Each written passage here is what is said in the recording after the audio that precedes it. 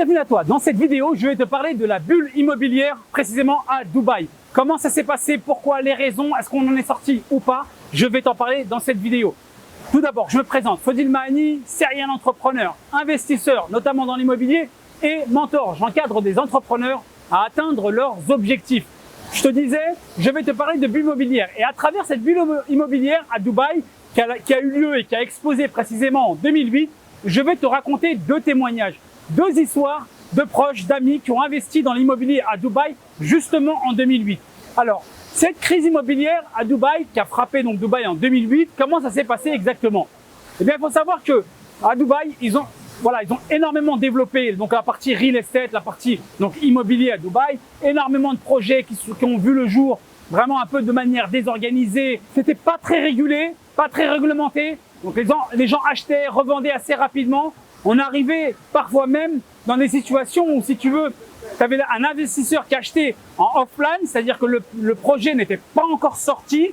Eh bien, il pouvait acheter à ce moment-là et il pouvait revendre alors que le projet n'était pas encore sorti. Et donc, tu avais énormément d'investisseurs finalement qui spéculaient et donc qui faisaient augmenter les prix de l'immobilier. Ils achetaient, ils revendaient. Alors, au bout de 1 mois, 2 mois, ils signaient l'achat, ils revendaient 2-3 mois plus tard dès qu'on leur faisait une offre supérieure et ainsi de suite. Et donc, ça partait vraiment dans tous les sens. C'était vraiment la bourse. Les prix étaient complètement en train d'exploser. On était vraiment dans ce qu'on appelait tout simplement une bulle. Et la caractéristique d'une bulle, c'est qu'à un moment, elle explose. Quand est-ce qu'elle a explosé à Dubaï? C'est précisément en 2008. Il y a eu la crise financière, la crise des banques en 2008, qui a eu un impact sur l'immobilier, qui a fait littéralement exploser le marché et les prix, ils ont complètement redescendu.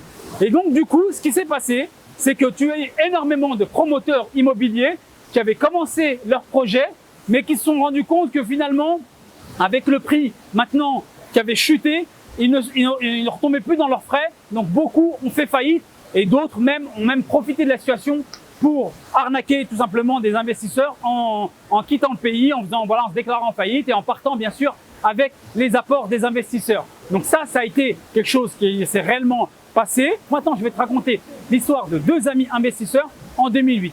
Le premier donc a investi à peu près en 2008. Voilà, c'était un projet, on lui en a parlé, il a investi sans peut-être savoir davantage sur le projet. On lui a dit voilà, Dubaï est en plein essor, il fallait investir maintenant parce que c'est continuellement en augmentation. Il a investi toutes ses économies. Malheureusement, comme beaucoup, il a investi sur un projet dont le promoteur va faire faillite à la suite de la crise immobilière en 2008. Et donc, son projet va tomber à l'eau et son apport, il va le perdre définitivement.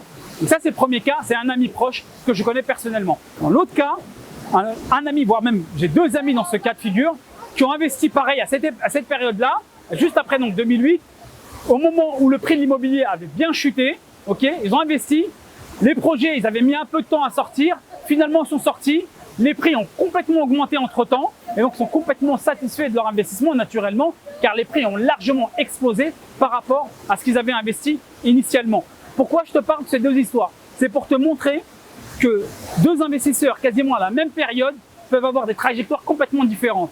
Dans les deux cas, ils n'ont pas forcément préparé leur coup. Dans les deux cas, c'est dû un petit peu à la chance ou à la malchance.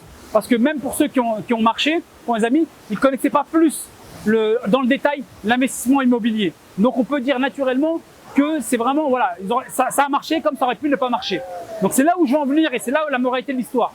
Si tu veux pas faire de la roulette russe avec tes économies, si tu veux faire en sorte que ton investissement il soit raisonnable, qu'il soit calculé, bien réfléchi et qu'il soit rentabilisé rapidement, je te conseille vivement de te préparer. Donc c'est dans cet objectif que je te propose un programme, Investir dans l'immobilier à Dubaï, dans lequel je te propose tout un programme étape par étape de ce qu'il faut faire, de ce qu'il ne faut pas faire, ce qu'il faut se méfier, les pièges à éviter, où investir, comment investir, quand investir, comment optimiser son investissement, comment gérer bien, correctement, de manière efficace son investissement. Je te le détaille dans le contenu de cette formation.